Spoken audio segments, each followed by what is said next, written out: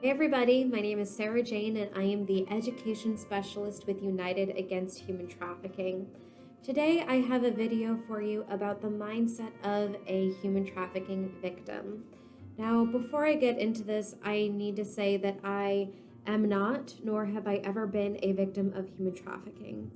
I firmly believe that the voices of survivors need to be lifted up and heard, and those voices and stories really need to be the center of this movement to fight human trafficking. Now, that being said, I have been working in this field for a long time and I've had the opportunity to hear a lot of survivor stories, and I want to bring some of that knowledge to you today so that you can a little bit better understand how somebody might come to be trafficked and the barriers that they face to leaving their situation. Now, anybody can be trafficked, regardless of age, race, gender expression, sexuality, socioeconomic status. But with that said, there are certain factors that cause somebody to be more vulnerable to being trafficked. If somebody comes from a dysfunctional family or the foster care system, then they might normalize violence. They might not have a system of support. They might not have somebody who really loves them and cares for them unconditionally. And as a result of that lack of basic need, they are desperate to find that in an external situation, desperate to find a chosen family or somebody who really loves them and cares about them. Now, if they have a dysfunctional family or they have witnessed or experienced domestic violence, then this person might normalize violence in a romantic relationship. So if a trafficker seduces them and dates them and convinces them that they are in love and then turns around and abuses them, they might see that as normal behavior. So once somebody is in that trafficked situation, the traffickers are constantly psychologically manipulating them to stay in that situation.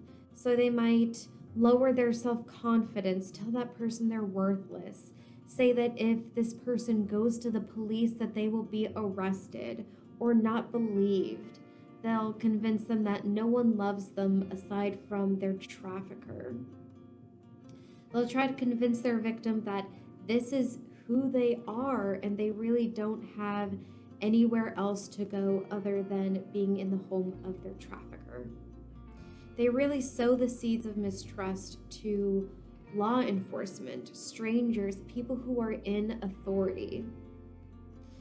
And I'm sure that we can all identify with the situation where we are somewhere that's to some degree comfortable and known, and leaving that situation and going into the unknown is scary. It could be better, but it could also be worse. Now, for somebody who is a foreign national, someone who comes from another country into the United States and is trafficked here, they face some additional barriers. Maybe in their home country, labor laws or situations with poverty are so bad that they consider this to be a better situation even if they are being exploited. They might not know the language, they might not speak English, which makes it hard to know their rights or to ask for help. The traffickers might threaten them with deportation and let them know that if they go to the police that they are going to be sent to a deportation center. The trafficker also likely is holding on to their documents, so they really are not able to leave while the trafficker has those. Traffickers might know the victims' families that live in their home country and say that if you leave, something really bad is going to happen to your family. And I'm sure that we can all relate to wanting to protect our family and do anything for the people that we love. Now, another situation that arises, especially in cases of foreign national victims of trafficking, is something called debt bondage. So when traffickers bring somebody from another country, once they're in this country, the trafficker says, "You owe me for food, transportation, lodging," and there is a debt that mounts continuously. So the person feels that they need to stay in that situation in order to pay off their debt, when in fact, this debt is absolutely illegal. So that's just a little bit about victims of human trafficking. I hope you found this helpful. It's really important for us to understand a little bit more about people who might be different from us and to have compassion. So, thank you so much for listening today and stay safe.